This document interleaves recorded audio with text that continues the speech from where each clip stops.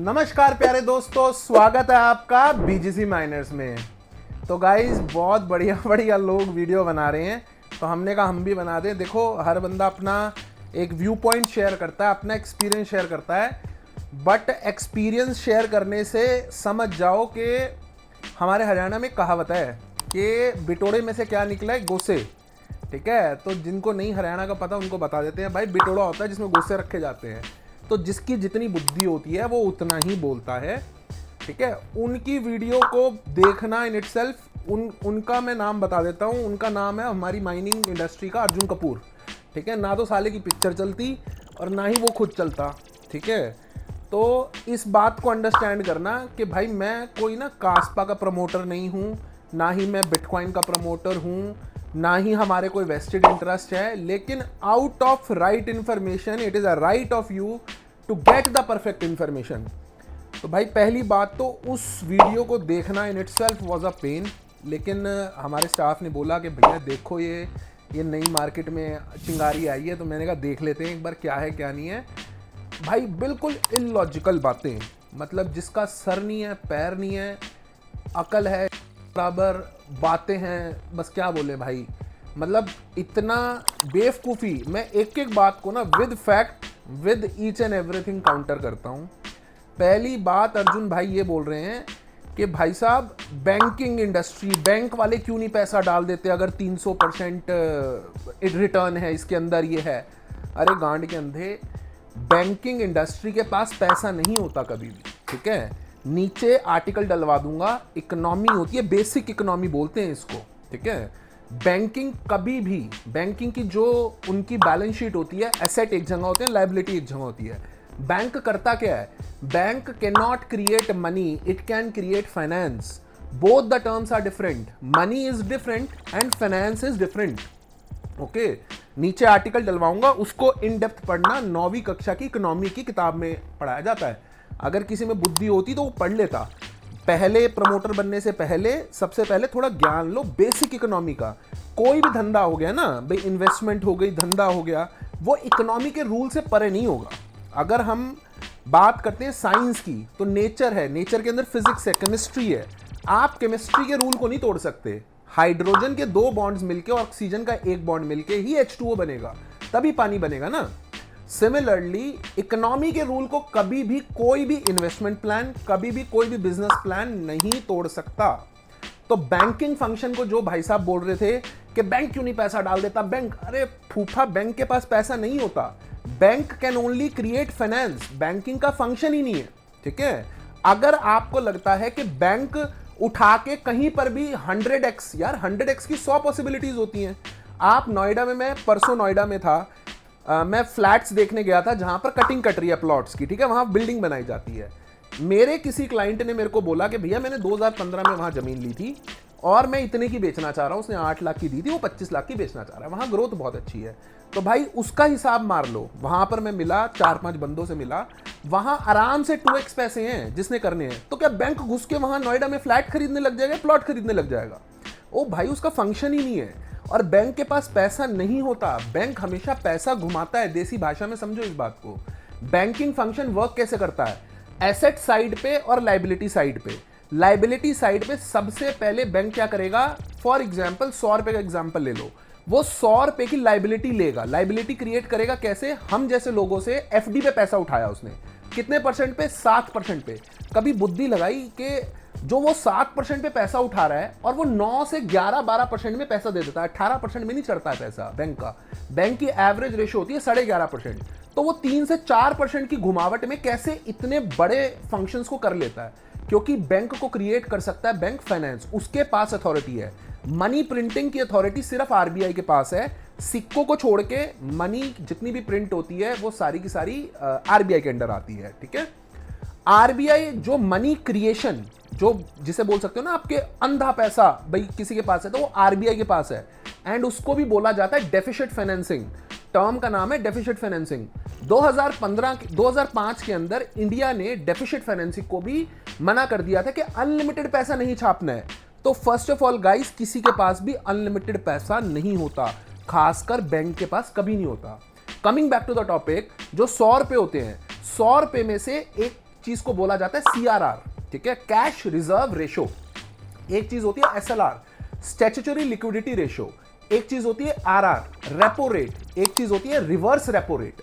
Okay, तो ये 4 terminologies को आप लोग पढ़ना, आर्टिकल में नीचे डलवाऊंगा, थोड़ा सा सर्च करना, टर्म्स मैंने आपको बता दिया और ये बेसिक इकोनॉमी है। ओके, तो उसमें क्या करता है बैंक, 100 रुपए के अंदर से पहले 5% की सीआरआर चल रही है बैंकिंग का, और ये सारी गाइडलाइंस आरबीआई बैंक्स को देता है। ओके, तो सीआरआर के हिसाब से 5%, मतलब 5 रुपए वो रिजर्व करके रख लेगा अपने पास, और 95 रुपीज का फाइनेंस दे देगा किसी को।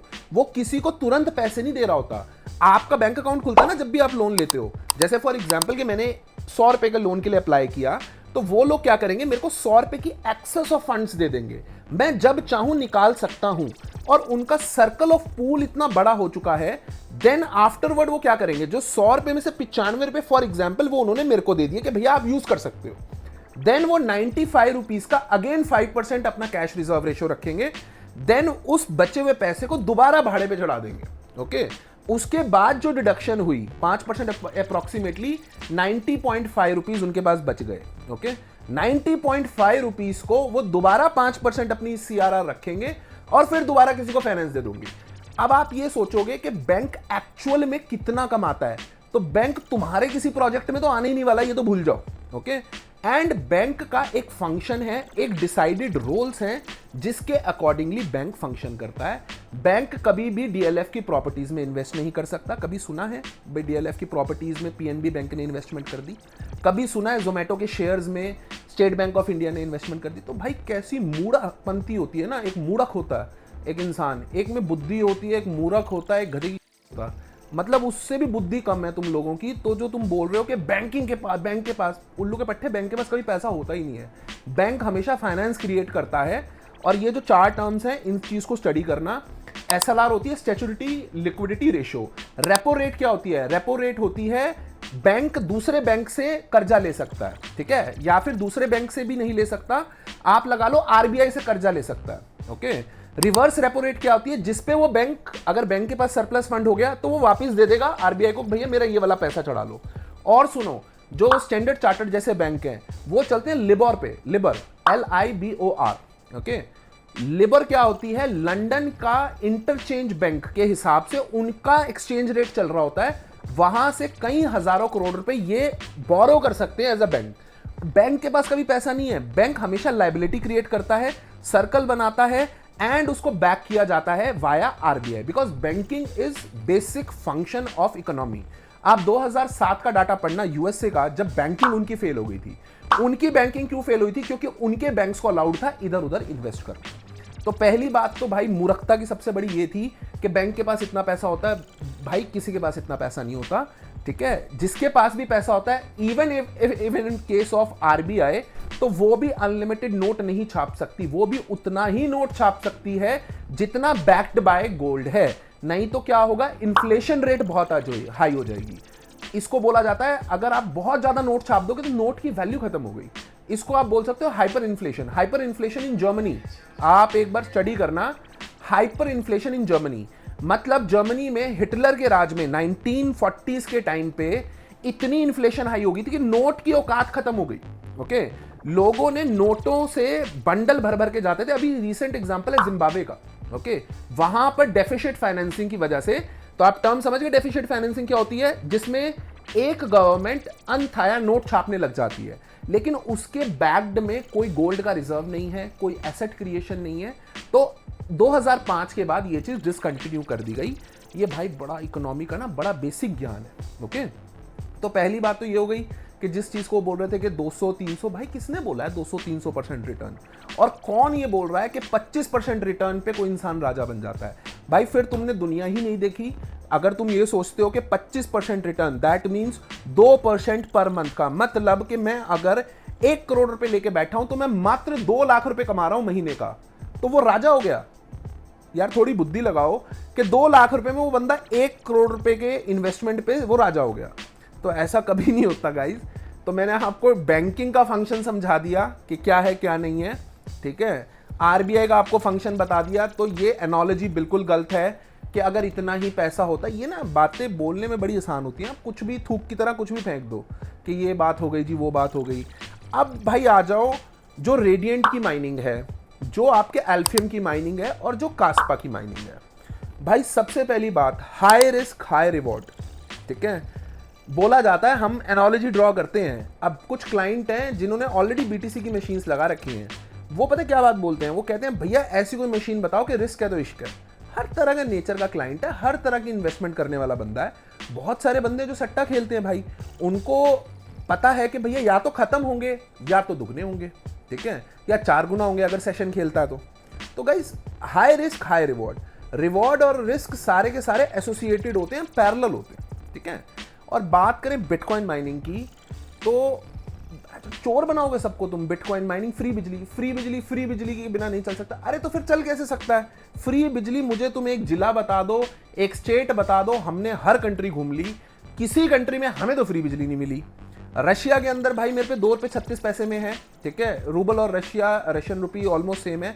अब थोड़ा सा रुपी की वैल्यू ज़्यादा है रूबल के हिसाब से, मेरे टाइम में अलग वैल्यू थी, तब उस टाइम पे ऑलमोस्ट सेम था। तो रुपये 36 पैसे पड़ती है वहाँ पर। और बिटकॉइन की माइनिंग भाई जिसने खुद कभी जीवन में 10 माइनर चलाए नहीं, ठीक है, वो कहाँ से तुम्हें बता देगा कि भाई बिटकॉइन की माइनिंग क्या है? भाई जिसे जितना जो बेचना आता है वो वही तो बेचेगा। अगर उसे पता ही बिटकॉइन का है कि हाँ जी इसकी स्क्रिप्ट होती है SHA-256, अच्छा जी इस पे लाख लगाते हैं, भाई उसमें क्या बड़ी बात है? वो तो गठित धंधा है ही। मैं जब भी अगर कोई बीटीसी का माइनर लेने आता है, मैं उस बंदे को यही कहता हूं कि भाई या तो भगवान श्री राम चाहे तेरा नुकसान हो जाए, या तो खुद दारू पी के लठ मारे अपने SX माइनर में, तू तभी नुकसान कर सकता है, नहीं तो तुम नुकसान कर ही नहीं सकते। कहां से कर दोगे नुकसान? जब तुम्हारे पास बिजली चोरी की है या बिजली सेटिंग की है, तुम कहां से कर दोगे? और तुम बात कर रहे हो बिटकॉइन माइनिंग के रिस्क की, तो आ जाओ तुम्हें रिस्क गिनवा देते हैं बिटकॉइन माइनिंग में। सोचो कि तुम पे फ्री बिजली नहीं है, ठीक है, जिसके पास फ्री बिजली है उसको छोड़ देते हैं अभी के लिए। तुम्हारे पास फ्री बिजली नहीं है, तुम क्या करोगे? तुम चोरी करोगे, 420 लग सकती है, थेफ्ट लग सकती है 379 और 420 419, ठीक है, केस से नहीं निकल पाओगे। मैं नहीं कह रहा कि चोरी करो या ना करो, मेरी तरफ से तो खूब करो, चोरी दबा के करो बिजली चोरी, ठीक है, सरकार का भट्टा बिठा दो, लेकिन तुम खुद समझदारी करो कि तुम उसमें कितना रिस्क ले रहे हो और उसमें कितना रिवॉर्ड ले रहे हो। ठीक है, 1 लाख रुपए लगा के तुम्हें 10,000 रुपए मिलते हैं मोटा मोटी सी, और उसके अंदर तुम्हें बिजली की सेटिंग चाहिए ही चाहिए। सोलर ग्रिड के ऊपर कभी काम नहीं हो सकता। 18 किलोवाट की ग्रिड चाहिए, 1 किलोवाट पे 120 यूनिट्स बनती हैं। 18 किलोवाट की ग्रिड मिनिमम से मिनिमम अगर तुम अच्छे सब्सिडी जोन में बैठे हो तो भी 11 लाख रुपए की पड़ती है। तो एक मशीन चलाने के लिए तुम्हें 11 लाख का सोलर लगाना है। अब इतना पैसा तो होगा नहीं किसी के पास कि भैया हाइड्रो का पूरा प्लांट लगा दे, ठीक है, तो आप कैसे एंटर कर सकते हो? इट इज जस्ट लाइक कि भाई मैं आजकल ना प्रॉपर्टी में बहुत इन्वेस्टेड हूं भाई, मतलब मैं बहुत स्टडी करता हूं प्रॉपर्टी को अच्छे से। तो जीके के अंदर फ्लैट लेना कोई रिस्क का सौदा है? कहीं से कहीं तक भी रिस्क नहीं है उसके अंदर, आप लेकिन ले सकते हो भाई। 11 करोड़ रुपए की 150 गज जगह मिलती है, कहां से ले लें, किसका घर पाड़ दें, राइट? अब जीके के अंदर फ्लैट भाई बढ़ना ही बढ़ना है। आपकी इन्फ्लेशन रेट 7 से 8% है, तो वो 7 से 8% तो दादा बढ़ेगा ही बढ़ेगा। आप सोना लेके रख लो तो वो 6 से 7% बढ़ना ही बढ़ना है। This is economic rule of inflation. Secondly आप आ जाओ कास्पा, और हम एल्फियम और रेडिएंट की माइनिंग कर रहे हैं भाई, वही एक रास्ता है तुम्हारे पास। अगर तुम बिटकॉइन माइनिंग में, बहुत अच्छी बात है कि तुम्हारे पास गांव की सब्सिडी की, जैसे मेरठ के अंदर कुछ लोग हैं जिनके पास ना वीविंग के नाम से सब्सिडी आती है, तो शटललेस मशीन बोलते हैं, जिसके ऊपर कपड़ा वीव हो जाता है, कपड़ा भुन के तैयार हो जाता है, ठीक है, उनको 800 रुपये देना होता है सरकार को प्रति मशीन पे। वो मशीन 4.5 किलोवाट की है, तो वो लोग क्या करते हैं, छुपा के ऊपर की तरफ अपनी बिटकॉइन की मशीनें लगा लेते हैं, उनको 800 रुपये देना पड़ता है। वो क्या रिस्क नहीं ले रहे? नीचे शटललेस की मशीन, जो अगर उन्होंने 5 मशीन भी लगा रखी तो 1 करोड़ का सेटअप होता है शटललेस का। मैं पानीपत से बिलोंग करता हूँ, पानीपत वीविंग हब है। तो मैं तुम्हें जो भी बात बता रहा हूँ ना भाई, फैक्ट और तथ्य के साथ बता रहा हूँ। जो भी चीजें होंगी ना, नीचे आर्टिकल्स दे दूंगा, जो भी मैं तुम्हें बैंकिंग फंक्शन बता रहा हूँ, जो भी प्रोजेक्ट्स की रिलेशन में बता रहा हूँ, ठीक है। बात आ जाएगी तुम्हारी बिटकॉइन माइनिंग के अंदर, फ्री बिजली है नहीं। दूसरा तुम्हारे पास ऑप्शन क्या है, होस्टिंग। भाई होस्टिंग की सुन लो, जिसके घर में सामान रख रहे हो, होस्टिंग का मतलब समझा देता हूं क्या होता है। होस्टिंग का मतलब होता है कि बिटकॉइन की मशीन आपने किसी के घर रखवा दी और तुम्हारा 50-50 हो गया, मतलब कि उसके पास फ्री बिजली है, वो ऑलरेडी फॉर एग्जांपल 4 मशीनें चला रहा है, तो 5वीं मशीन तुम्हारी चला देगा, उसका क्या जा रहा है, उसको तो 50% मिल ही रहा है ना। तो मतलब 10,000 में से 5,000 उसके हो गए, 5,000 आपके हो गए। लेकिन भाई हम ना, मेरे हिसाब से सबसे पहले मेरी होस्ट माई एसिक्स के नाम से आज भी ऐप स्टोर के ऊपर आपको ऐप दिख जाएगी। मैं ये काम ना 1.5 से 2 साल पहले कर चुका हूँ। होस्टिंग इन इंडिया अभी नहीं चल सकती। जो आप चोरी की बिजली के साथ सेटिंग करने की कोशिश करते हो, मैं करके छोड़ चुका हूँ। ठीक है, आप जितने बड़े दबंग आदमी हो भाई, हम तो अपने आप से ऊपर किसी को नहीं समझते भाई, लेकिन मेरी तक भी लोगों ने मशीन रख ली, दोस्ती में, दबंगई में, सब चीज़ें आ गई। आपको कोई ये तो है नहीं पॉश प्लस एरिया के अंदर, साकेत के अंदर कोई बंदा मिल जाएगा जो कहेगा कि भैया हाँ 10 मशीनें यहाँ लगा लो, मेरे से रेंट पे जगह ले लो। आपको मिलेंगी ये सब अर्बन एरियाज़ में, मेरठ में, मुजफ्फरनगर में। और सिर्फ 2 तरीके के बंदे हैं जो आपको होस्टिंग सर्विस दे सकते हैं। एक जो अपने एरिया का दबंग आदमी होगा, दूसरा जो साला पागल होगा। ठीक है, दोनों ही आदमियों के साथ धंधा करना गलत होता। ये मैं अपने एक्सपीरियंस से बता रहा हूँ। मेरी भूटान में मात्र 2 रुपये बिजली है। आप कभी बहुत रिसेंट सून में मैं आपको वीडियो बना के भेजूंगा, डालूंगा यूट्यूब पे। पारो पड़ता है, एयर स्ट्रिप जो है भूटान की वो पारो में है। ठीक है, पारो के अंदर स्मेल्टिंग प्लांट्स लगे हुए हैं, 2 रुपये बिजली में आपको प्लांट लग जाता है। लेकिन हम उसको कमर्शलाइज क्यों नहीं कर रहे, हम क्यों नहीं बांट रहे कि भाई आप हमारे यहाँ मशीन लगवा लो। यहाँ कस्टम ड्यूटीज वगैरह सब लगा के 1 लाख की मशीन 1,30,000 की पड़ती है, वहां पर 1 लाख की मशीन 1,10,000 की पड़ती है। तो 2 महीने की आरओआई तो हम पहली फास्टर लेंगे भूटान में, राइट। उसके बाद वहां की जो एनवायरनमेंट है वो 20 डिग्री से ऊपर नहीं है, डस्ट है वो वैसे नहीं है वहां पर। तो वहां पर 1 से 1.5 साल लाइफ वैसे बढ़ गई। Stepper up, stepper down, stabiliser का कोई खर्चा नहीं है वहां। लेकिन तब भी हम कमर्शलाइज क्यों नहीं कर रहे भाई? ओनली रीजन इज कि होस्टिंग वाले बंदे हमारे नाम से मशीन लगाएंगे। अगर XYZ वहां पर कोई भी इशू हो गया तो भाई वो हमें पकड़ेंगे ना, वो रिस्पॉन्सिबिलिटी किसकी है, राइट। तो अब आप आ जाओ कि बिटकॉइन माइनिंग मशीन में जिसके पास फ्री बिजली है, कोई किसी के बाप का तो है नहीं पावर जनरेटर के भैया मैं बना रहा हूं फ्री बिजली, सबने सेटिंग ही कर रखी है, राइट। वो सेटिंग कभी भी खराब हो सकती है, हायर रिस्क, राइट। रिवॉर्ड क्या है? Lower reward. लाख रुपए लगा के 10% की आरओआई है। ठीक है, मैं बीटीसी को कहीं से कहीं तक नहीं कह रहा कि भाई वो गलत है, वो तो गठित धंधा है, उसको कोई मना नहीं कर रहा। आप अगर ये सोचो कि भाई आप उसके लिए स्पेशली सेटिंग बना लोगे, वो इम्पॉसिबल है, ऑलमोस्ट इम्पॉसिबल। आप अपने मीटर में जुगाड़ करोगे 15,000 रुपये उसका खर्चा, देन आप अपने लोकल जेई से, एसडीएम से, किसी से भी बात करोगे तो आपके पास कम से कम 15-20 मशीनें होगी, तब जाके आप 4-5 लाख की बिजली चोरी कर पाओगे एंड तब जाके आप 4-5 लाख रुपए कमा पाओगे। तो मतलब तुम बस बिजली की कन्वर्जन कर रहे हो। एग्जाम्पल ले लो, S1990 टेराहैश 17,000 रुपये की बिजली खाती है, 10 से 11,000 रुपये कमा के देती है। जिस भाई के पास बिजली फ्री है डेफिनेटली वो यही लगाए, लेकिन अगर नहीं है तो ज़्यादा बुद्धि ना लगाए। हाँ, मजबूरी में हमें भी एक दूसरे को सपोर्ट करना पड़ता है कि फॉर एग्जाम्पल कि एक क्लाइंट है जिसका पता है कि यार वो डॉक्टर का लड़का है, ठीक है, अच्छा घर बना रखा है, प्रॉपर्टी वाला बंदा है, उसके वो कच्चा लालच नहीं करेगा। तब भी हम क्या करते हैं भाई, क्लाइंट का डायरेक्ट रेफरेंस दे देते हैं, भाई खुद नेगोशिएट करो, एग्रीमेंट हम बनवा देंगे, एक दूसरे के साथ बात कर लो। और वो भी तभी जब वो दूसरा बंदा फंसा हुआ होता है। भाई फॉर एग्जाम्पल कि उसकी सेटिंग खराब हो गई बिटकॉइन माइनिंग मशीन की, तो ये रिस्क कहाँ है? तो भाई रिस्क और रिवॉर्ड इकट्ठे चलते हैं। सेम बिटकॉइन के अंदर रिस्क होते हैं, सेम कास्पा के अंदर रिस्क होते हैं। स्ट्रैटेजी होती है कि आपको कैसे अपनी इन्वेस्टमेंट को राउट करना है, कैसे आपको बाइंग लेनी है। डेफिनेट सी बात है भाई, इसमें कोई बुद्धि वाली बात नहीं है कि होम माइनर के अंदर रिटर्न्स गिरेंगे नहीं। इसमें कौन सा बड़ा लॉजिक है कि भाई उसकी रिटर्न्स गिरेंगी नहीं? कोई पागल है कि 70,000 रुपये माइनर दे रहा है और 27,000 रुपये कमाता रहेगा? मतलब कि तुम बस वही लगा लो 50 माइनर, फिर तो तुम्हारे वो कमाता रहेगा। और रेडियंट आई सिल्वर कंपनी का प्रोडक्ट है बाय द वे RXO, तो ठीक है ना, उसके लिए सेटिंग बनाओ अपनी। और भाई सारे क्लाइंट्स को पता था, A to Z क्लाइंट्स को पता था कि भाई साहब ये हाई रिस्क हाई रिवॉर्ड है, अगर 2 महीने चल गया तो काम हो जाएगा, राइट। तो इस हिसाब से ना चीज़ों को प्रॉपरली स्टडी करो। कास्पा वाले मतलब चूती हैं कि कास्पा ने KRC20 main net live launch कर दिया। KRC20 कितनी बड़ी चीज़ है वो लोगों को जिस दिन लाइव हुआ है ना उसी दिन पता लग गया कि कास्पा का प्रोजेक्ट इन इटसेल्फ फेज 2 में आ गया। और जो लोग कह रहे हैं ना कि भाई 300% की रिटर्न है तो 50% की गारंटी दे दो, गारंटी तो फूफा यहाँ पर ना अपनी खुद की ज़िंदगी की नहीं होती कि भाई हम अपनी ज़िंदगी की गारंटी ले लें कि आज जिंदा हूँ कल नहीं हूँ। गारंटी है तो गारंटी तो घुस गई, समझ जाओ। तो भाई ये गारंटी देना लेना, तुम माइनर को स्टडी करो, प्रोजेक्ट्स को स्टडी करो, कोई भी प्रोडक्ट की डिजाइनिंग है। मैं अब उस पे आ जाता हूँ तुम्हारे होम माइनर्स के ऊपर, जो भाई साहब बोल रहे थे कि कोई नहीं कमा सकता होम माइनर्स में। होम माइनर्स में सिर्फ वही बंदा कमा सकता है। There is a way to invest in home miners. जो भी आप माइनिंग कर रहे हो आपको वो होल्ड करना है 6 मंथ्स, 1 ईयर, 1.5 ईयर, 2 ईयर। आप होम माइनर को ये समझो कि इट इज अ पे out mechanism box. It is not a box जिसके अंदर से आप रेगुलर इनकम डिराइव कर सकते हो। वो कैसे दे देगा यार? डिफिकल्टी तो बढ़ेगी ना। वही अगेन इकोनॉमी का रूल।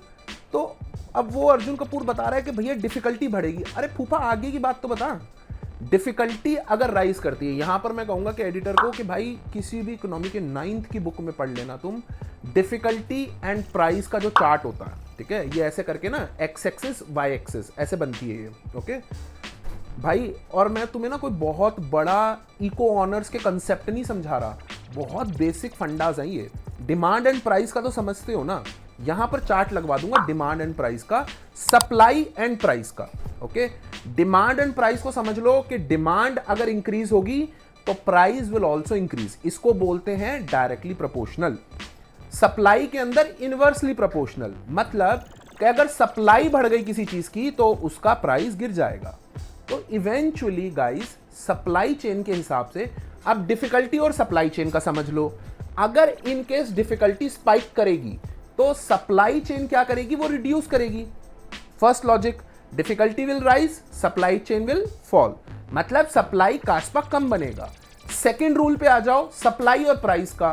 तो अगर भाई साहब उसकी सप्लाई चेन गिर रही है तो उसका price will rise, and this is the only motive of Kaspa.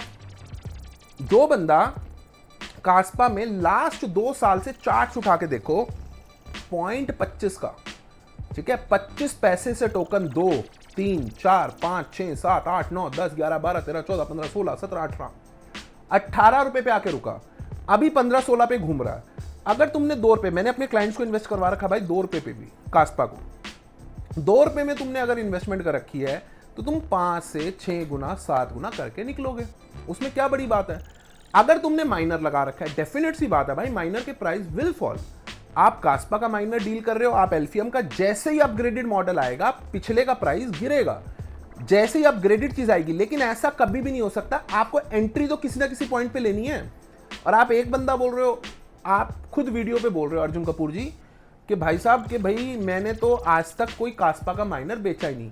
तो तुम्हें फुद्दू नॉलेज होगी कि क्लाइंट को तुमने जब कुछ बेचा ही नहीं तो तुम्हें कैसे पता?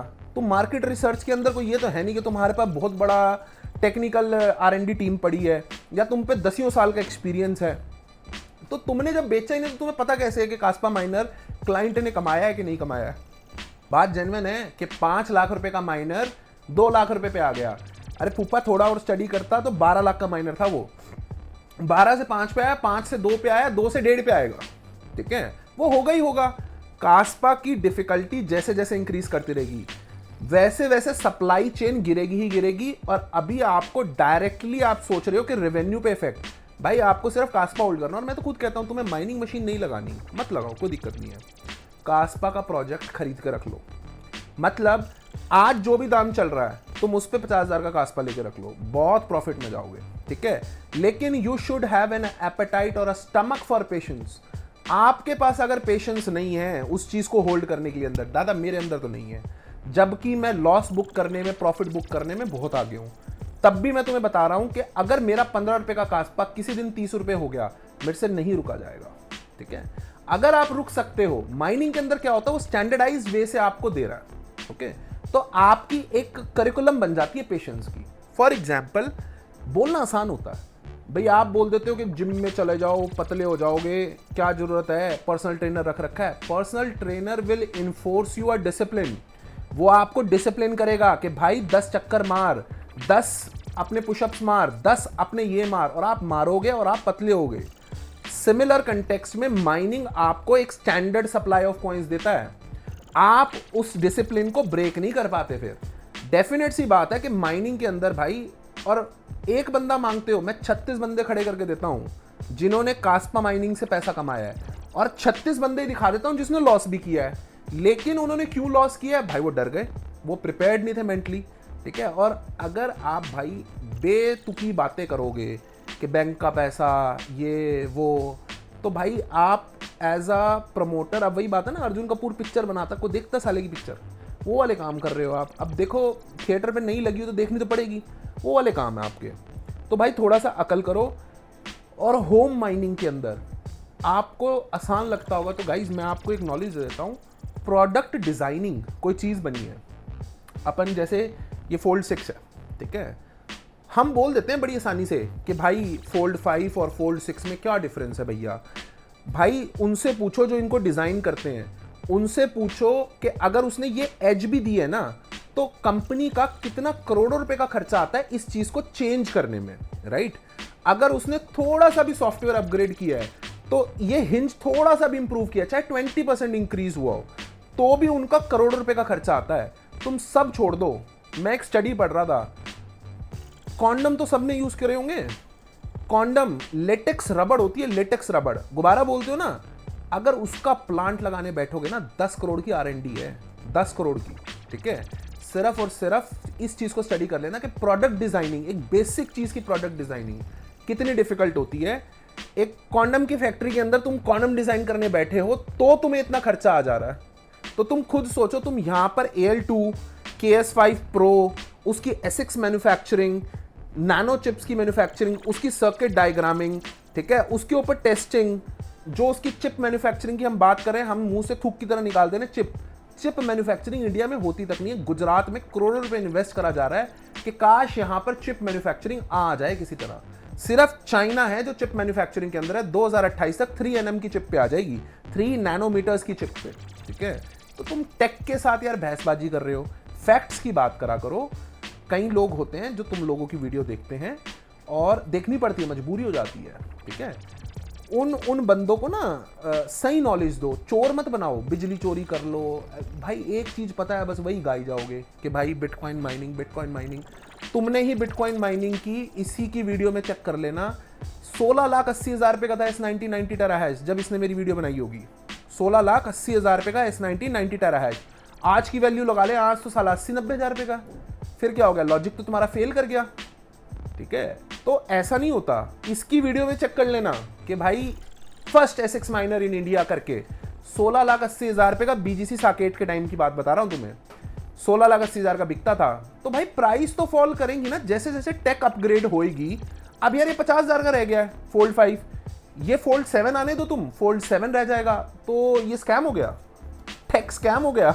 तो भाई कैसी बातें कर रहे हो, मूर्खता वाली। मैंने तुम्हें अब समझा दिया कि क्या सीन है क्या नहीं है।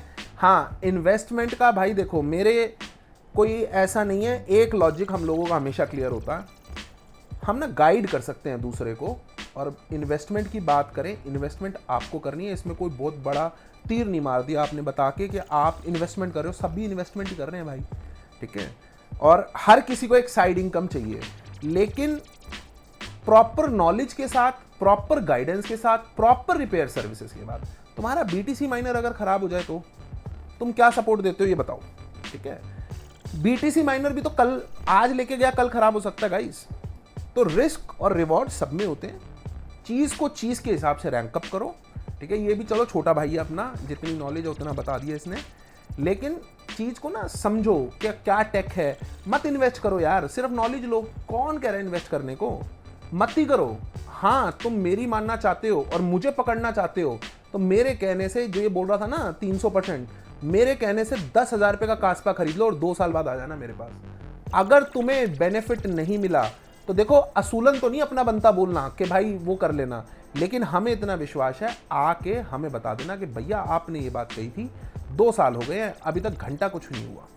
10,000 रुपये डाल लेना कास्पा में और आके मेरे को पहले स्क्रीनशॉट शेयर कर देना, ठीक है भाई, मैं दे दूंगा तुम्हारे उल्टे, ठीक है। तो कास्पा पे तो इतना ट्रस्ट है। ट्रस्ट क्या है यार, काम कर रही है कंपनी, कोई बेवकूफ थोड़ना है।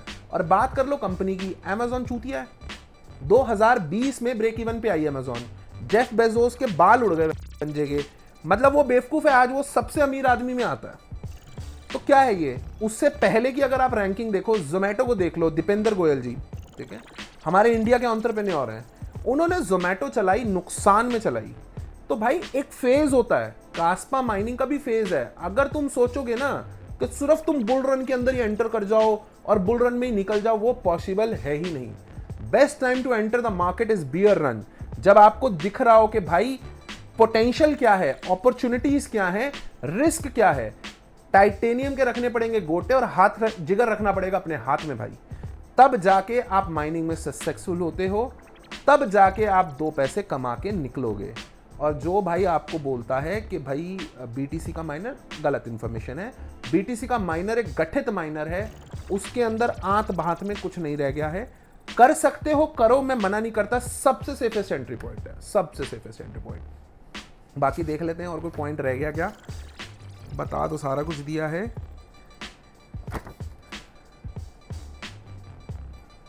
और हाँ भाई, वो एक एनोलॉजी ड्रॉ कर रहे थे बाबूजी के गधा और कॉकरोच। क्या होता है ये गधा, ये घोड़ा है, ये गधा है, ये कॉकरोच है। भाई सारी क्रिप्टो करेंसी है। मेरे हिसाब से इसको एल्गोरिदम तक का नाम नहीं पता होगा, ठीक है। आज तक किसी वेबिनार में, किसी वेबएक्स में आप जाओ, स्टडी करो थोड़ा सा कि कास्पा वाले कितना हार्डकोर मेहनत करते हैं, क्या प्रोजेक्ट है। कास्पा का एरामिक वर्ड इज चांदी, उनका concept is different. Understand that concept. अगर आपको पसंद है तो करो इन्वेस्ट, नहीं पसंद है मत करो इन्वेस्ट, राइट। लेकिन चीज को चीज बोलो। और आप लोगों ने भी तो भाई जीपीयू माइनिंग के टाइम पे बहुत वो करा था। जीपीयू माइनिंग के अंदर कुछ बंदे कमा के गए, कुछ लॉस खा के गए, ठीक है। हमने भी लॉस खाया, तो उसके अंदर ये थोड़ा ना कि काम ही करना छोड़ दो। एक बहुत अच्छी एनोलॉजी बोली थी वॉरेन बफे ने, for a poor man every opportunity is a scam. For a poor man every opportunity is a scam. तो गरीब आदमी को, बेगर को, उसको, हर बंदे को अपॉर्चुनिटी स्कैम दिखती है। उसको बिल्कुल आंत भात का चाहिए कि भैया अगर ऐसा करना है तो फिर सैलरीड काम करो, जो काम है। माइनिंग इंडस्ट्री फिर आपके लिए नहीं है, क्रिप्टो आपके लिए नहीं है, ठीक है। तो और भाई गाइस, प्रोडक्ट डिजाइनिंग का आपको बता दिया, ठीक है। और भाई एक स्टॉक्स की बात कर रहे थे बाबूजी, तो मेरे गांड के अंदे, stocks is the safest investment. आप स्टॉक्स की इन्वेस्टमेंट को कैसे कंपेयर कर सकते हो क्रिप्टो के साथ। Crypto is one of the most volatile component of investment right now in the whole fucking world, ठीक है। Stocks is the safest option. Stocks के अंदर भी there are 3 types of stock. There are blue chip stocks, there are white chip stocks, there are penny stocks. Then comes cryptocurrency, then there are volatile cryptocurrencies, then there are non-volatile cryptocurrencies. Cryptocurrencies backed up with assets, जिसको बोल देते हैं fiat currencies, मतलब to some value वो backed up हैं, जैसे कि आपकी USDT, okay? USDT is backed by US dollars, right? तो आपका USDT का वैल्यू हमेशा US डॉलर से भी ऊपर रहता है, राइट। तो इज दैट ऑल्सो स्कैम? तो भाई मूर्खता की हदें पार करने के बाद मैंने ये वीडियो बनाई है, ठीक है। एंड भाई किसी ने अगर वीडियो, किसी ने अच्छे से भाई नॉलेज के हिसाब से चलो, राइट। इकोनॉमी के रूल्स ना मैंने बनाए हैं, ना अर्जुन कपूर ने बनाए हैं, ना ही किसने बनाए हैं, ठीक है। इकोनॉमी के रूल गठित होके 70-80 साल के बाद इकोनॉमी के रूल्स खुद डेवलप होते हैं। Demand, supply, difficulty, supply chain, banking mechanism, and there are precedents to prove it. तो you have to totally understand what is crypto market. And भाई मैं कुछ एंडोर्स नहीं कर रहा, भगवान की दया से हम पूरत हैं। अगर ये सोचते हैं कि भाई ये बिटकॉइन की, भाई मैं 10 गुना ज़्यादा बिटकॉइन की मशीनें बेचता हूँ, लेकिन जिस चीज़ के अंदर जो स्कोप है उस चीज़ को वो बोलना चाहिए, जिसके अंदर स्कोप नहीं है वो नहीं बोलना चाहिए। और गलत और नेगेटिव बात अलग होती है। नेगेटिव होता है किसी चीज़ के ऊपर ना आपका एक व्यू पॉइंट है। भाई फॉर एग्जाम्पल मुझे उर्वशी रटोला नहीं अच्छी लगती, ठीक है, मुझे सलमान खान अच्छा लगता है, ठीक है, ये मेरा व्यू पॉइंट है। I might be positive with Salman Khan but negative with Urvashi Rautela, ठीक है।